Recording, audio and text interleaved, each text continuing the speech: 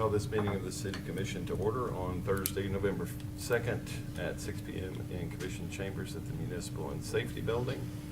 First, we'll have an invocation by Pastor Matt Murphy from Grace Fellowship Church. If you will stand for that and remain standing for the pledge. Let's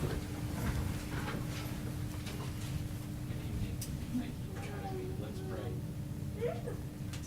Father in heaven, we stop in this moment and we acknowledge that you are God, and we are not, and that you are sovereign over all that happens, and infinite in power.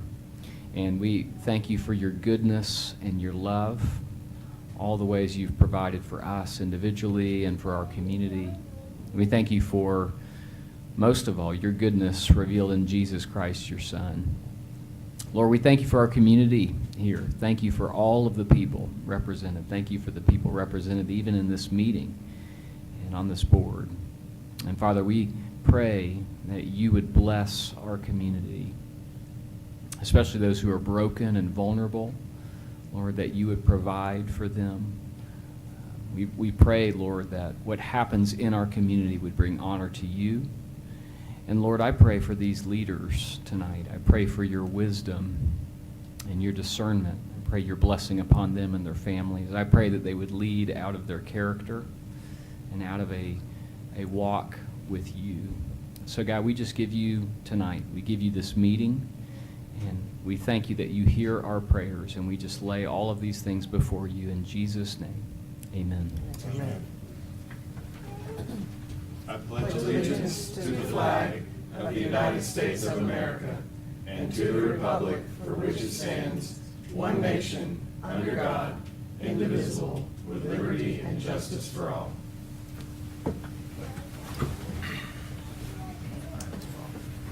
Commissioners, the first order of business is to consider approval of the minutes for the regularly scheduled City Commission meeting held on Thursday, October the 19th, 2023. Move for approval. Second. I have a motion and a second. Any discussion? Ms. Laus? Commissioner Brock? Yes. Commissioner Hunter? Yes. Commissioner Wise? Yes. Vice Mayor Murphy? Yes. Mayor Fowler? Yes. Mayor, we had no one sign up in advance to speak on the agenda. Next order of business is a proclamation. This is a presentation of a proclamation recognizing the month of November as Family Court Awareness Month.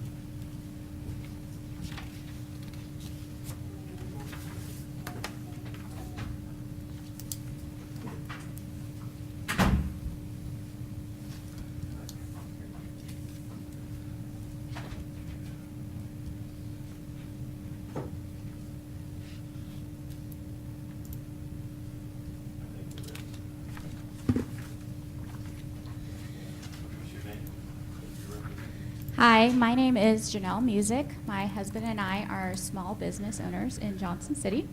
I am with the Family Court Awareness Committee, and we are trying to bring awareness to family court in the United States.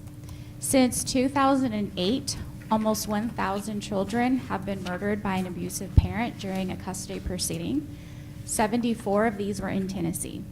There is currently no legislation requiring that our judges or people that are making our laws are educated in domestic abuse and child abuse. So we are trying to bring awareness to this issue. Thank you for being here. I'm going to read the proclamation.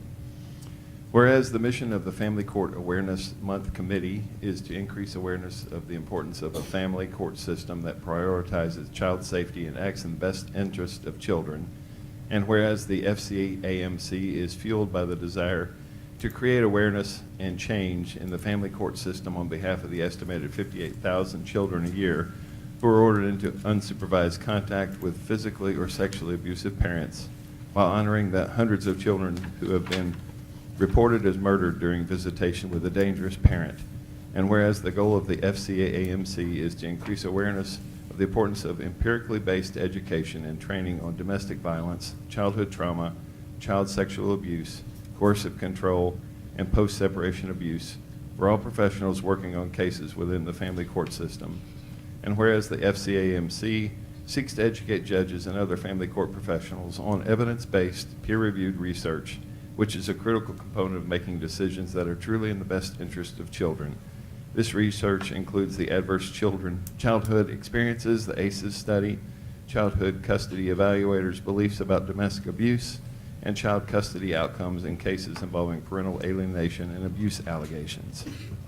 Now therefore, I, Todd Fowler, Mayor of the City of Johnson City, Tennessee, do hereby proclaim the month of November as Family Court Awareness Month in Johnson City, Tennessee, to help prevent the harm of children at the hands of family members and to honor and value the lives of children.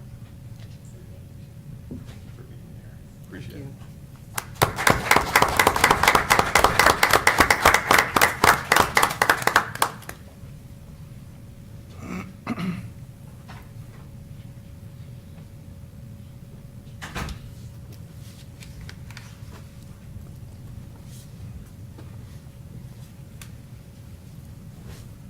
Commissioners, the next order of business is the consent agenda. All right.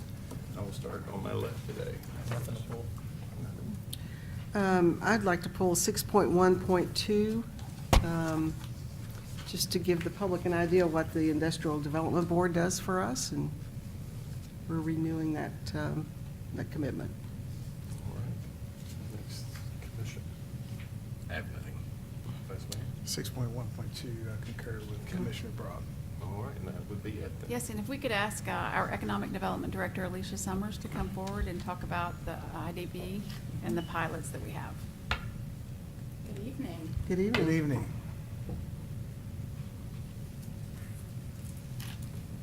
I'm going to give a really quick presentation with an update on where we stand on those pilots.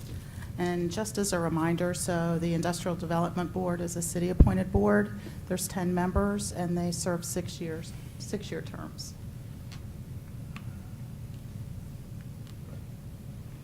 And so what is economic development? It's activities and programs that a community engages in to grow a healthy economy, and it improves and enhances the prosperity and the quality of life for the citizens. And just a short reminder on what pilots are. They're payments in lieu of tax. They're created by state legislation, and industrial development boards are authorized by that legislation. And a few key terms. Recruitment, that's typically a new industry with new jobs, new capital investment, and it's typically brought to us through the Tennessee Department of Economic and Community Development, or TVA. And then retention, that's what helps us keep an existing industry. So those companies are typically at risk. They retain the current number of jobs, and they're most often identified locally.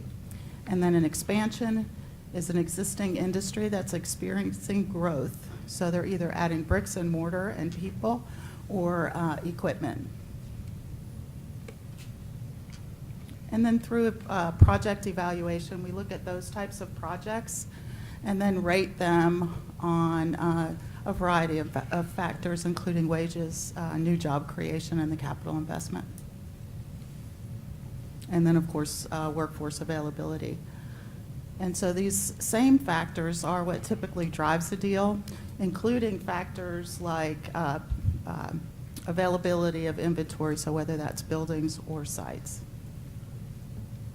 So our current pilots, and just to step back for just a second, each of our pilots have an accountability in them, so all of our pilot companies are required to file an annual performance report. So our first one is LPI, and they are concluding their real property or their personal property pilot at the end of this year. They're at the end of year 5, and they've met their job commitment and exceeded that. They projected 209, and they're currently at 331. And then Crown Labs is a real property tax abatement, and they're at, I believe, 129 new jobs, and they are 3 years into their commitment. And then you all probably attended the June 8th ribbon cutting, and that was at their manufacturing facility where they expanded the building. And then Lab Connect, they're in year 2 of their pilot, and it is on equipment. And then our latest one is LHP with the Tapestry at Rhone. Just an update on that one. The pilot itself has not actually started yet. They are anticipating construction to start at the end of this year, and that'll take approximately 2 years. And then the request this evening is to extend the authority of the Industrial Development Board to enter into pilot agreements. And those are the agreements that fall within the MOU that the IDB has with the city. Ms. Summers, the number of new jobs that have been added through these pilot programs well exceeds over 500, which is Absolutely. great for our community. The thing we kind of skipped over real quickly there was the average wage of these new jobs, which is fairly significant. Absolutely it is, Yeah. yes. And that's part of, most of our pilots have that component in the performance report too, where they're required to report those. And that's one of the variables that we look at when determining an inducement for a company Right. as well. Right. Well, I think this is certainly, they work on our behalf with the city, brought in some great projects, and look forward to continued work through our IDB. Thank you. Appreciate it. Anything else? No, sir. Nothing else being pulled. Do I have a motion? Move approval. Second. I have a motion and a second. Any discussion? Ms. Laus? Commissioner Brock? Yes. Commissioner Hunter? Yes. Commissioner Wise? Yes. Vice Mayor Murphy? Yes. Mayor Fowler? Yes. Commissioners, the next order of business is consideration of ordinances. All three of these ordinances are on their third reading. The first one for consideration is item 7.1. This is ordinance number 4845-23. This is the third reading. Is an ordinance to amend Article 3, Section 3.5, and Article 4, Section 3.28, 6.28, 6.30, and 6.33 in the zoning code of the City of Johnson City to make changes relative to 3 overlay districts. And we have our director here to talk about this one. Thank you, Mrs. Ball. Will. Good evening, Mayor Fowler, Vice Mayor Murphy, and Commissioners. This is the third reading. There are no changes to the proposed amendment. I'll be happy to go through the entire presentation or answer any questions you may have. I'd move approval. I'm sorry. I have a motion. Do I have a second? Second. Any further discussion? Yes, I want to, and we've worked hard. I'm on the Regional Planning Commission. We've worked hard to come up with a healthy compromise between what is existing and what is more accommodating to building for the 21st century. On page 13 of 19, Commissioner Brock brought up in our last meeting, 13 of 19, Section D, the alternate secondary materials section. And if those materials are not mentioned in Section C, they could be submitted for approval. The concern I have is materials such as vinyl siding and other things that may not have the fire rating, such as a brick. What parameters are in place? And I know D has been in there, that's not a change, but does Section D have to be in this proposal? And what would it take just to eliminate Section D? Okay, well, a couple things. Great question, sir. One, specific to the concern about vinyl siding. In Section F of the design overlay section and the gateway overlay section, those are the two overlays that are affected by the question that you posed. Letter F says, no unpainted concrete block, shiny galvanized corrugated metal, or vinyl siding may be visible from the designated street. So because that's in there, that could not be approved by the Planning Commission as a proposed secondary material. That would be a dead issue. Those things, because it exists in the code, those could not be one of the materials that they consider for approval. I guess the other thing I would say is that there is a provision that already exists for the approval of a secondary material. And secondary materials typically are only 35%, but in the new provision, the 75%, they could be for buildings that are taller than 15 feet in height, or 35 feet in height. The first 15 feet would have to be the primary material, and then from 16 up, it could be a secondary material. There already exists a provision that allows for approval of a secondary material. It lies with the Development Services Director. I think it's better that the proposal allows for that. The change is for a public commission, the Planning Commission, to approve that. So first, I would say that those materials I just mentioned cannot be used. They cannot even be considered for consideration by the Planning Commission because they cannot be used per letter F of those two Only if- sections. From a visible standpoint. From a visible standpoint, which is what the intent So of the they can be right-of-way used is. as long as They they can be can't be used seen. as long as they're not visible from the right-of-way. But the intent of the overlay district has always been for those things that are visible from the right-of-way. And then I guess the third thing that I would say on that, and the fact that there already is a provision for approving a secondary material, is that we also have tertiary materials listed, and those are specific materials, of course. And to go from from secondary to bypass the tertiary and recommend something of a lesser quality,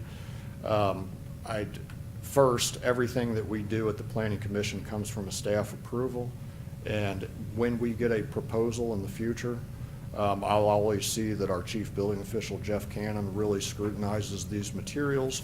Would have him come to the board, the commission that night, speak to the quality of the product to make sure that the staff recommendation is for a quality material that would be similar to one of the secondary materials listed. But again, the biggest point is because of letter F, those materials, again, the concrete, unpainted concrete block, shiny galvanized corrugated metal, or vinyl siding, cannot be used or considered by the Planning Commission to approve as a material visible from the right-of-way. And the overlays are not intended to deal with issues of things like fire rating. I mean, they're purely intended as design overlays. If there's a concern about the safety or fire rating of materials, we would want that to apply to all building in the city of Johnson City, not just on corridors. And then we're gonna look at the International Building Code, and other standards are gonna be what set those parameters. I think your point of staff recommendation of reviewing the materials that are being requested first is, a very viable way of looking at this, because you're going to have experts like Mr. Cannon here, and if you have to call in other engineers or something to look at a product, if it's new, it can be evaluated first so that recommendations and education of the Planning Commission, could take place. Got a motion and a second. Any further discussion? All right, Ms. Laus? Commissioner Brock? Yes. Commissioner Hunter? Yes. Commissioner Wise? Yes. Vice Mayor Murphy? Yes. Mayor Fowler? Yes. Commissioners, the next item is item 7.2. This is ordinance number 4854-23, and this is the third reading. It's an ordinance providing for the conveyance of a certain parcel of real property and an agreement of conveyance by the City of Johnson City, Tennessee, to Holston Habitat for Humanity. And Assistant City Manager Trivett will speak to this item. Good evening. There have been no changes in this ordinance. Everything is the same as it was read into the minutes at the last meeting. I wholeheartedly move approval. Second. Wholehearted. All right. I have a motion and a second. Any further discussion? Ms. Laus? Commissioner Brock? Yes. Commissioner Hunter? Yes. Commissioner Wise? Yes. Vice Mayor Murphy? Yes. Mayor Fowler? Yes. Next order of business is item 7.3. This is ordinance number 4865-23. This is the third reading. It's an ordinance to amend the zoning map of the City of Johnson City, Tennessee by changing from I-2 district to the R3 district for the property located at Steam Plant Road, south of Watauga Road. And we have Will Ryder. Thank you, Will. Thank you, Mrs. Ball. There have been no changes since second reading on this rezoning request. Move approval. Second. Any further discussion? Ms. Laus? Commissioner Brock? Yes. Commissioner Hunter? Yes. Commissioner Wise? Yes. Vice Mayor Murphy? Yes. Mayor Fowler? Yes. Next consideration is under other business. Item 8.1 is to consider the approval of the sale for the purchase of property located at 246 West King Street for flood mitigation. We have Mr. Assistant City Manager Trivett with us.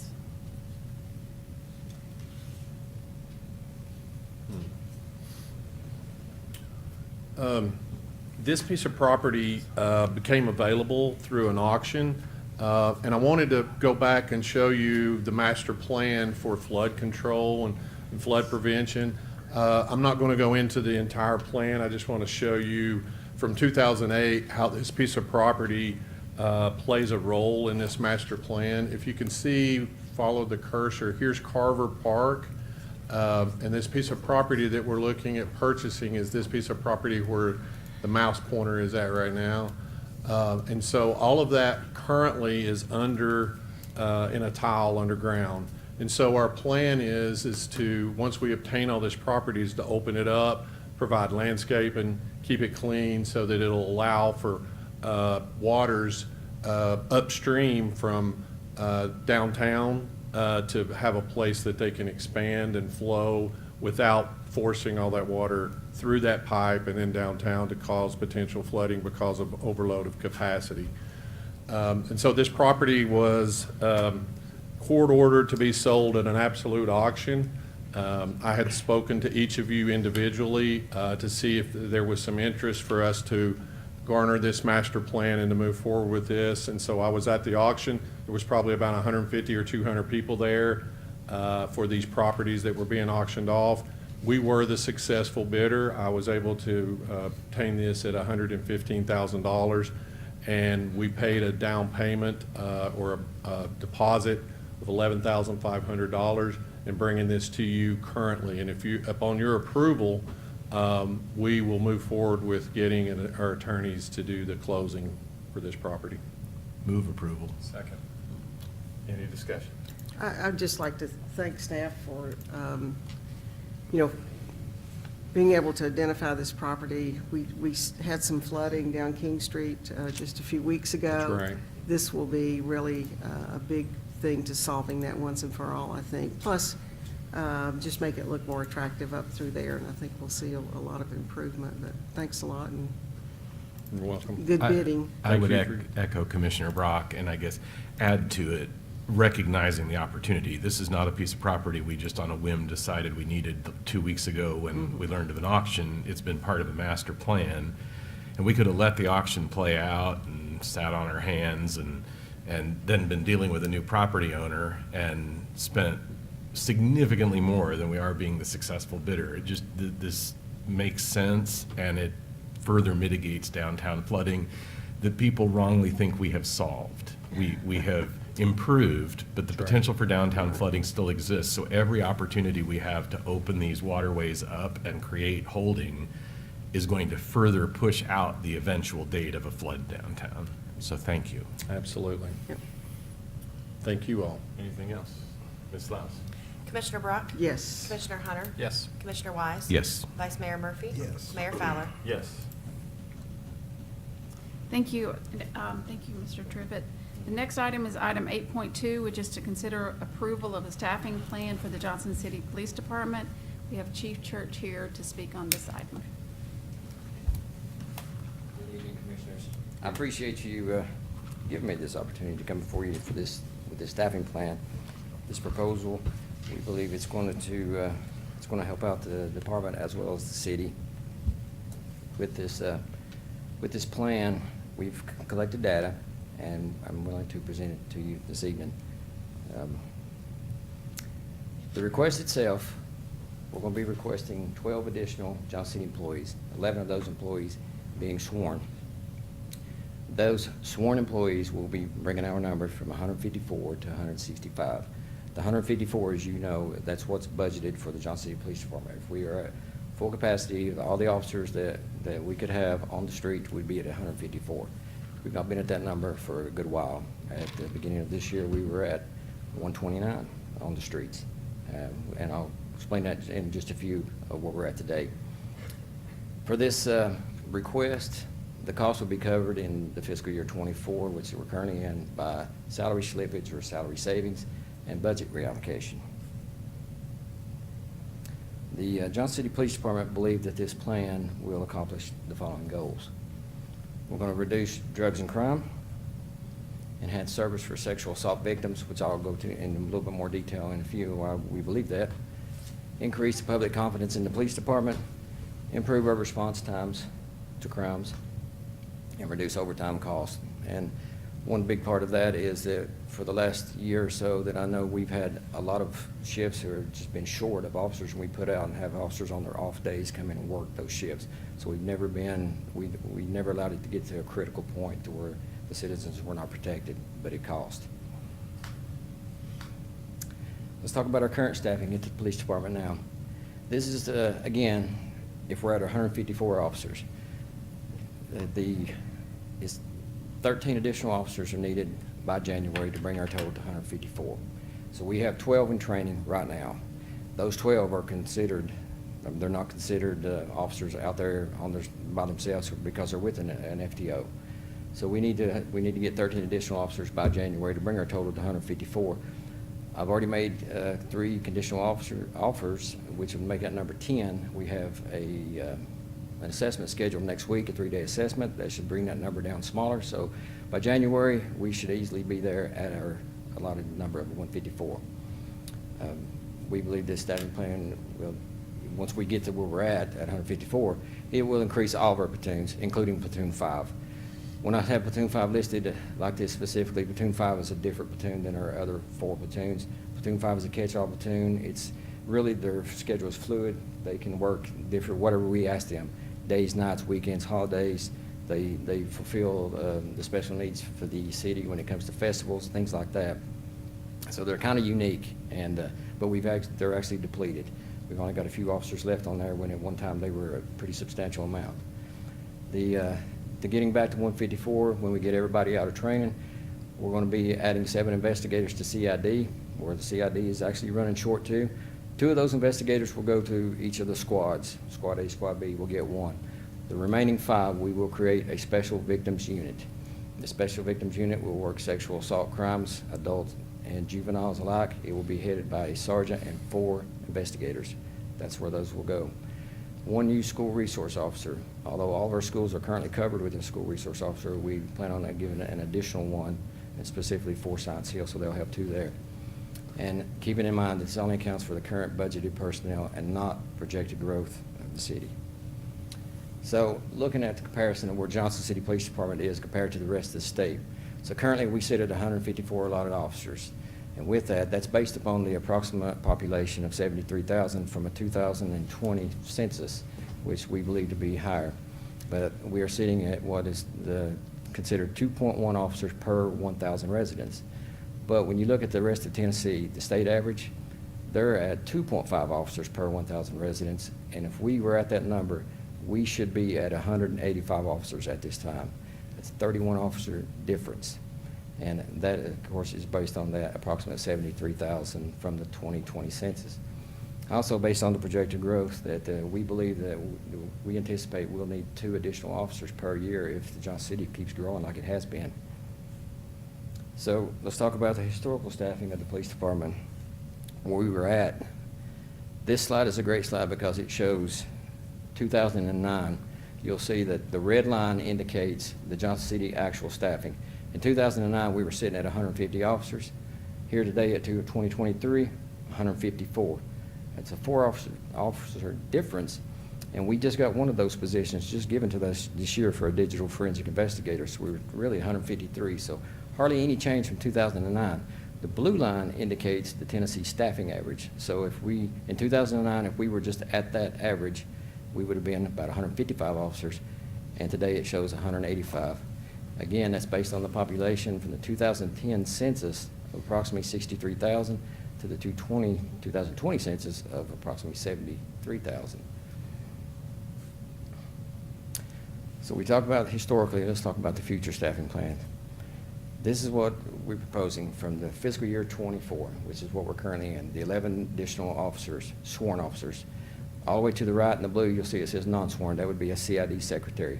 Reason being is because of the special victims unit that we would create. That's additional 5 investigators there, plus the 2 other investigators we're putting in there, so they need an additional secretary to handle that.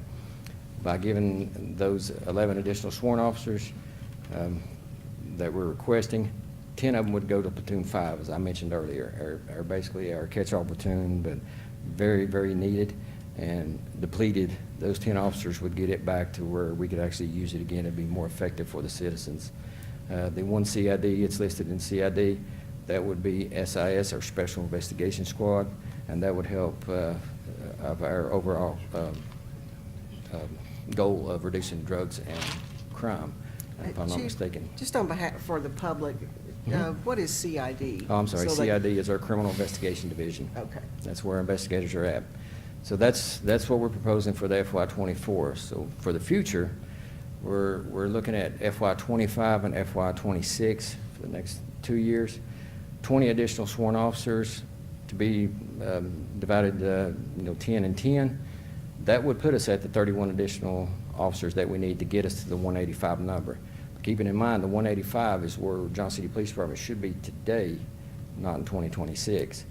But that would give us a better number, a lot better number, more protection for the citizens than where we're at today.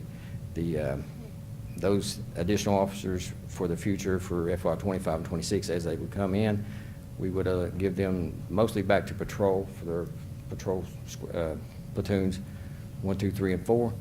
2 to CID. The 2 to CID would go to our TFO positions there in the SIS, our Special Investigation Squad. The TFOs are task force officers. They get deputized at the federal level. So you have DEA, you have U.S. Marshals, you have Homeland Security, you have FBI, and they bring those resources, the federal resources, to the police department so we can actually access those resources. And then at the end it says the records clerk there in the green. That would be a records clerk, which common sense would tell you if we increase our numbers by 31, there could be more paperwork, so we would request that. So how would we do that with the budget considerations? For the remainder year, for the 2024 that we're currently in, the 12 new hires with the staggered timeline meaning that we wouldn't just hire them all at one time between, if this is approved between, I guess now and to the end of June, they would just be brought in, once we hit our 154, those numbers would be brought in 1 or 2 or 3 at a time based upon how many we can get through our assessments. That still leaves some open positions, approximately $270,000 in salary benefits to be funded by salary slippage, and approximately $165,000 in one-time operating cost. And that would be funded by budget reallocation. So the budget impact for the next 3-year phased implementation, the total, we're looking at $2.3 million with a $2 million recurring cost. But keeping in mind that the vehicles, they would be accounted for in our capital budget or our capital improvement plan. So the key takeaways from this presentation, that we are currently understaffed by 31 officers per the state average. That this staffing plan would bring the department in line with the state average by fiscal year '26. The recruitment momentum has brought applications to an all-time high, and with that, I see that as of 2 weeks ago, we had approximately 525 applications this year alone.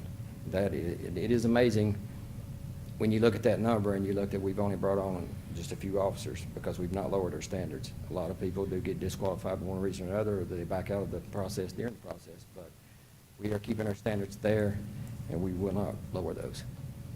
The increased staffing would help our department reach our key goals, with one of those being, I believe, one of the strategic goals set by yourself, the commission, of reducing the drugs and crime in the city. So again, I just want to say this, ask for the consideration of the 12 JCPD employees, with 11 of them being sworn, to bring our number from 154 to 165, with that being covered in the FY '24 by salary slippage and budget reallocation. Is there any questions? You know, Commissioners, we recall at the first of the year, we gave our city manager Ball 4 priorities that were very, very important to us on behalf of the citizens. Number one was a reduction of crime and drugs. I think we all knew that was going to require additional resources for the police department to really dive into that. So this is not unexpected for me.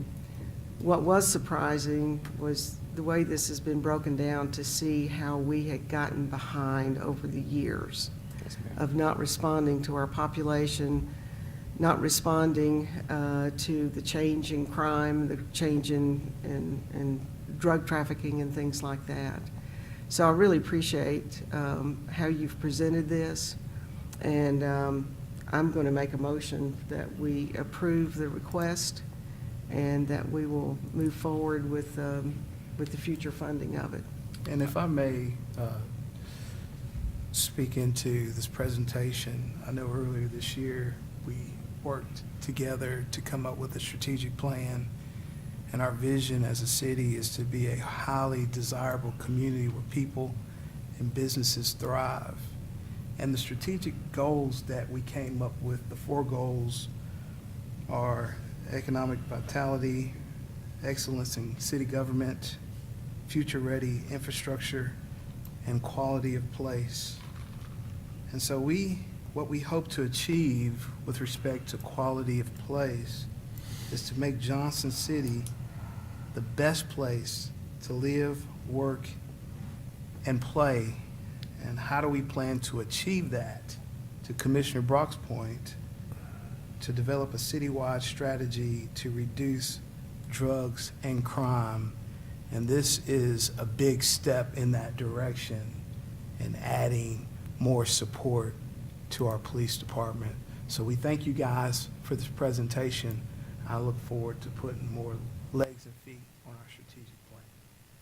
I would second the motion, unless, had you seconded the motion? You're welcome to do that. I'll sir. second the motion. And I guess I would add, if you looked at the trend line that was comparing our current force to what the state average would translate, I think the other way to read that line is that is ground relative to where we were in 2009 that we have essentially failed to keep pace with. You know, the spread between the red line and the blue line in 2009 shows you how we compared to the average. That blue line essentially reflects the growing population of Johnson City. And so as we've added, 10,000 plus people, we have not changed the size of our police force at all in any sense. And if I were to come to you and say that, Science Hill had 15% more students than it did 10 years ago, but they still had the same number of teachers and support staff, I think some people would begin to think, well, how are you doing that? And so the question here is, yes, we're adding, but we're really just adding in an attempt to recognize the gap that has been developing now for the better part of a decade and a half. And particularly then, as it relates not just to patrol officers, but to criminal investigations and the creation of a special victims unit, and the sorts of things that will come back to one of our first priorities is coming to the aid, protection of victims, and the second very close priority behind it, bringing those responsible for perpetrating those crimes to justice. This is a part of that, and those things have cost, and those things represent long-term policy decisions of a commission. And I'm seconding the motion because you got to put your money where your mouth is. It's got to be more than words. You got to put action to it. And I want to commend the command staff for the considerable effort to date in creating the opportunity for us to be acting on that here. And I think you can look around the country and see cities and police forces that are understaffed, that are struggling to hire, and you see in Johnson City that the momentum is the opposite of that. And we don't want to become a city where when you call the police, you're not sure they'll get there. And we're not going to become that city, and we're not that city now. But to continue that, you can't lose ground. And if anybody read the paper this morning, the prediction since 2020 was an increase of 16,000 people about? Don't know if that's true or not, but it's looking like it is, so, yeah. Well, and the thing that this doesn't take into account is the economic center. Those are the people who live here. That doesn't take into account the people who work here, shop here, go to school here. You know, there's a much bigger number in play than the people who claim as their home address Johnson City. And none of these numbers show that, you know. And I think we would be different relative to population to other communities because we are the center of a trade area, and so people are coming here from outside of this area in a way another community of 50,000 people may not swell during the business day the way we do. John, anything? We've heard from everybody else. I agree with all of those comments, Chief. I think you and your team have done a great job since you all have taken control and put a lot of great effort and thought into the things that you have implemented and want to implement, not only for the community as a whole, but for your officers. And I think it's creating a really great culture, and appreciate those things. And I don't know what we're staffed at now as far as officers, but the 129 number that you mentioned from January actually would have put us at that 1.7 per every 1,000. So we definitely need to keep those numbers up. Yeah, So yeah. I'm definitely in support of this. The mayor doesn't historically make motions or do seconds and ask for those from everybody else, but I would have made the motion on this tonight because for 7 years I've been on the commission, and I do not know one commissioner who has not been fully supportive of our police force and our firemen, all those people that serve us in the community. So we appreciate what you do. We want to keep that momentum going.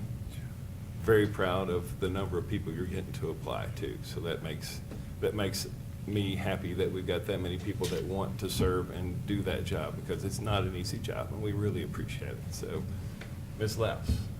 Commissioner Brock? Yes. Commissioner Hunter? Yes. Commissioner Wise? Yes. Vice Mayor Murphy? Yes. Mayor Fowler? Yes. Thank you, Chief. Thank you. Thank you all so much. I really appreciate it. Appreciate it. Ms. Paul? No other business but to say thank you all. Thank you. Yes. All right, start over here. Commissioner Wise, anything before we leave tonight?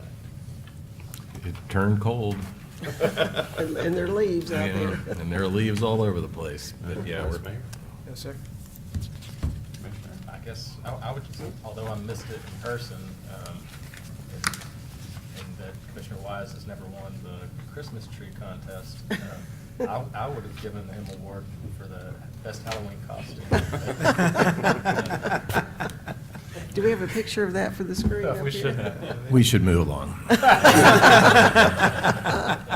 I will tell you, though, that when the costume was sent home with me, I tried it on to make sure there were no wardrobe malfunctions before I took it out in public, and so I put the whole costume on, and I walked out into the house to see how many members of my family would even notice, and I stood there and carried on a conversation with my wife and daughter for several minutes before anybody looked up and recognized, and then their reactions were really funny. Well, hopefully the press's stock photo of you can change.